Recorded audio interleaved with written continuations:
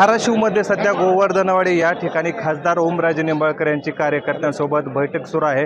कार्यकर्त्यांशी चर्चा सुरू आहे। आपण आपल्यासोबत बोलण्यासाठी कार्यकर्ते आहेत, आपण त्यांच्याकडून जाणून घेऊयात की नेमकी चर्चा काय होते।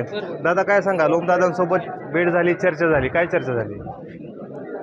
या आजचे जे राजकारणाची परिस्थिती चालू आहे, तर आम्हाला वाटतं आज 8-9 दिवस झाले की दररोजच ऑपरेशन टायगरची चर्चा चालू आहे।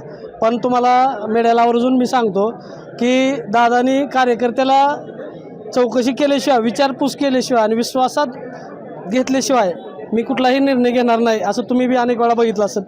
तर आज सगळ्या कार्यकर्त्याची जी भावना आहे ती तुम्ही 2004 पासून काही गोष्टी न्यायात असाल, तुम्ही जर धाराशिवमधले असाल तर, कारण डॉक्टर पदमसिंह पाटील आणि पवनराजे निंबाळकर यांची जी 2004 मधील विधानसभा झाली, त्या विधानसभेमध्ये जे 460 मतांना पराभव झाला होता, तो पराभव डॉक्टर पदमसिंह पाटील यांच्या जिवारी लागला आणि त्या पराभवाच्या बदल्यात डॉक्टर पदमसिंह पाटील यांनी राजेसाहेबांची हत्या केली, हे पूर्ण जिल्ह्याला माहीत आहे।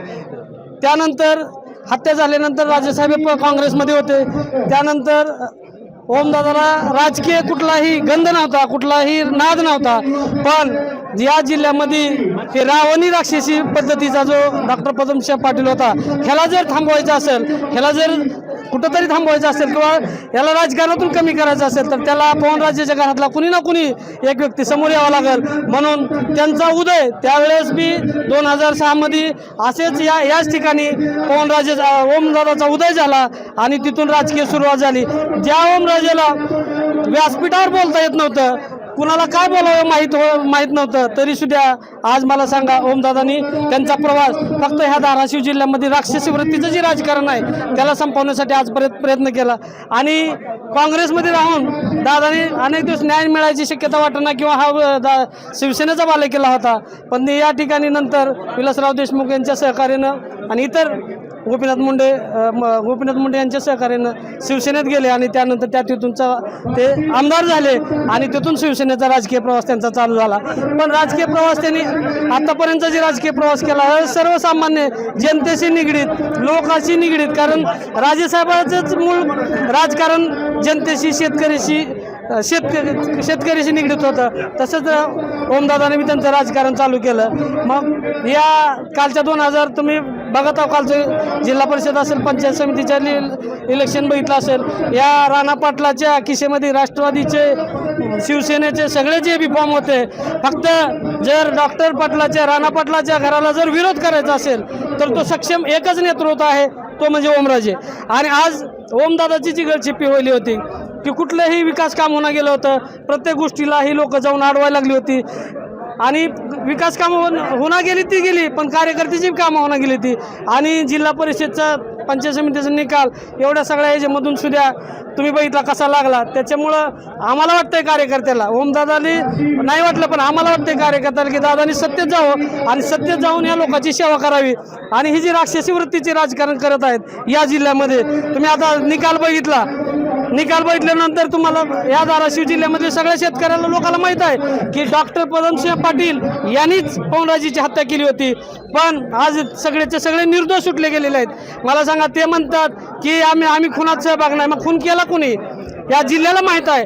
म्हणून आमचं मत आहे, कार्यकर्त्याचं मत आहे की दादा जे निर्णय घेतील, मी म्हणतो दादा शिवसेनेतच नाही, RPI मध्ये इतर कुठं बी चालले तर मला वाटतं धाराशिवची ही जनता आहे, ही जी कार्यकर्ते आहेत, सामान्य कार्यकर्ते आहेत, ते सर्व ओमदादाच्या मागं जाण्यास तयार आहेत। ओमदादा जे निर्णय घेतील त्या निर्णयाच्या पाठीमागे आम्ही सुद्धा सगळे कार्यकर्ते, सगळेजण तयार आहोत।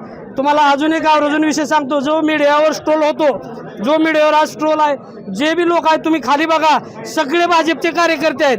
ओमराजेला शिवीगाळी करणारे भाजपचेच कार्यकर्ते आहेत, ओमराजेवर टीका करणारे भाजपचेच मला सांगा, ओमदादाचा काही निर्णय चुकला असता तर तुम्हाला एवढी जनता या ठिकाणी दिसली असती का? नाहीच ती दिसली। आज बी तुम्ही सामान्य माणसात गेला तर ओमराजे कुठं आहेत कुणाला काही देणं घेणं नाही। ओमराजे आपलं काम करतात, ओमराजे संध्याकाळी 12ला फोन उचलतात, 1ला फोन उचलतात आणि आपली कामं करतात। त्याच्यामुळं हे धाराशिव जिल्ह्यातली सर्व जनता ओमदादाच्या पाठीमागं आहे। ओमदादा जो निर्णय घेतील तो आम्हाला सगळ्याला मान्य आहे, आम्ही त्यांच्या पाठीशी जाऊ। आपण म्हणताय की ओमदादांनी सत्तेत सहभागी झाला पाहिजे, मात्र त्याच सत्तेत राणा जगजितसिंह पाटील आहेत, तर हे दोघं मांडीला बसतील का? मी तुम्हाला एक या मीडियामार्फत आवर्जून सांगतो की दोन्हीही एका पक्षात असतील. ओमदादा त्यांच्या आयुष्यामध्ये मला वाटतं त्यांचं जीवनज्ञान आहे तोपर्यंत किंवा ते हयात आहे तोपर्यंत त्यांच्या अनेक पिढ्या बी गेल्या तरी डॉक्टर पदमसिंह पाटलाच्या मांडीला मांडी किंवा राणा पाटलाच्या मांडीला मांडी ओमदादा कधीही लावणार नाहीत. हा प्रश्न सत्तेत जाऊन मांडीला मांडी लावायसाठी नाही. हे फक्त सत्तेत जायचं आहे, ह्या जिल्ह्याचा विकास व्हावा, या जिल्ह्याची कामं होई, लोकाला न्याय मिळावा आणि लोकांची विकास कामं करण्यात यावी. आज मला सांगा धाराशिव जिल्ह्याचा पीक विम्याचा तुम्ही बघत आहोत प्रत्येक आठवड्याला एक व्हिडिओ येतो की पीक विमा ह्या मंजूर झाला. आजपर्यंतची कुठल्या तरी त्यांनी जे व्हिडिओ टाकले ते व्हिडिओ कुठले सत्य झालेत का? कारण जो पीक विमा एजंट आहे तोच प्रत्येक गोष्टीला सांगतो की विमा येणार आहे. म्हणजे शेतकऱ्याच्या अडचणी आज भरपूर आहेत आणि त्या अडचणी सोडवायच्या असेल तर भाजपा म्हणून सत्य जाणार नाही दादा, पण एक लोकांच्या अडचणी सोडवाव्या आणि लोकांना कुठंतरी न्याय मिळावा. आणि राणा पाटलाबरोबर ते कधीही मांडीला मांडी लावून बसणार नाहीत. दादा काय सांगाल, ओमदादांसोबत भेट झाली, चर्चा झाली, काय चर्चा झाली? नाही, चर्चा अशी आहे की त्यांचा म्हणजे निर्णय ते सगळे लोक म्हणले की बाबा दादा गेले त्या गटामध्ये असं झालं, पण तसं काही झालेलं नाही. आता उलट इथं आल्यानंतर त्यांनी सर्व कार्यकर्त्याबरोबर चर्चा केली आणि दादांचा जो आपण जर राजकीय प्रवास बघितला तर दादांचा राजकीय प्रवास हा संघर्षातनं झालेला आहे.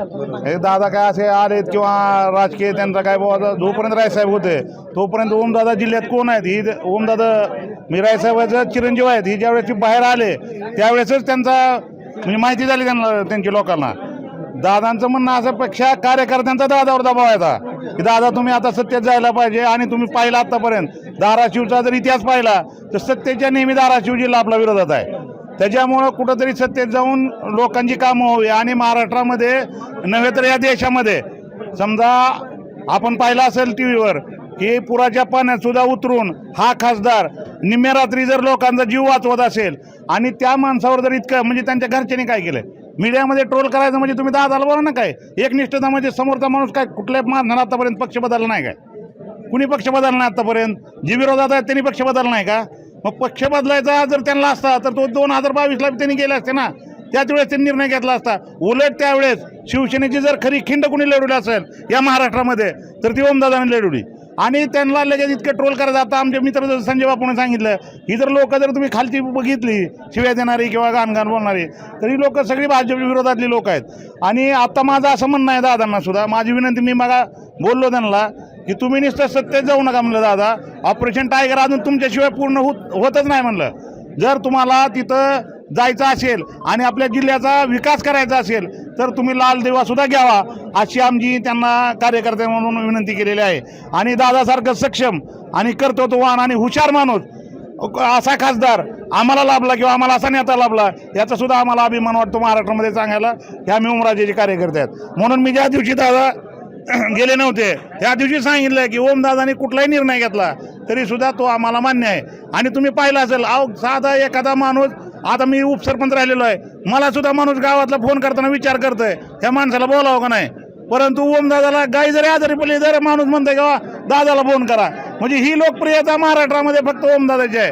त्याच्यामुळं ओमदादा जो निर्णय घेतील तो सर्व कार्यकर्त्यांना मान्य आहे आणि कार्यकर्त्याचा त्यांच्यावर दबाव आहे की तुम्ही सत्तेमध्ये जायला पाहिजे आणि सत्तेत जाऊन कार्यकर्त्यांना तुम्ही न्याय दिला पाहिजे. आता तुम्ही बघितलं पंचायत समितीचं इलेक्शन बघितलं, जिल्हा परिषदचे इलेक्शन बघितलं, आपल्या दादांच्या मतदारसंघातले 4 आमदार असताना सुद्धा आपण एकही पंचायत समिती आणि एकही नगरपालिका निवडून आणू शकलो नाहीत.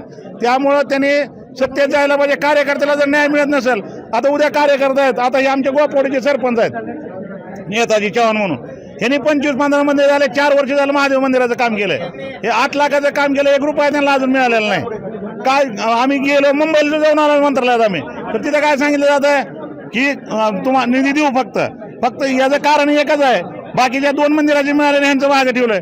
कारण कैलास पाटील सुद्धा तुमच्या म्हणजे विरोधातले आहेत, खासदार विरोधातले आहेत, त्यामुळे यांचं बिल अडकवण्यात आलेलं आहे. सरपंच इकडं काय झालं होतं? 4 वर्षापूर्वी मी 25-15चं काम केलेलं आहे, महादेव मंदिराचं काम केलं आहे. अद्यापही 4 वर्ष झाले बिल मला मिळत नाही. का बरं, काय कारण आहे? का आता बजेटच नाही म्हणते आता काय नेमकं यांना पैशाचं सगळं म्हणजे सत्याचा विषय, सत्यात नाही, विरोधात आहेत, विरोधकांनी काम केलं म्हणून विरोधकांना बिल नाही. निश्चितच या होत्या कार्यकर्त्यांच्या भावना. ओमराजे निंबाळकर यांनी सत्तेत सहभागी होऊन विकास कामं करावीत अशा या कार्यकर्त्यांच्या भावना आहेत. मी वैभव पारवे, LS मराठी, धाराशिव.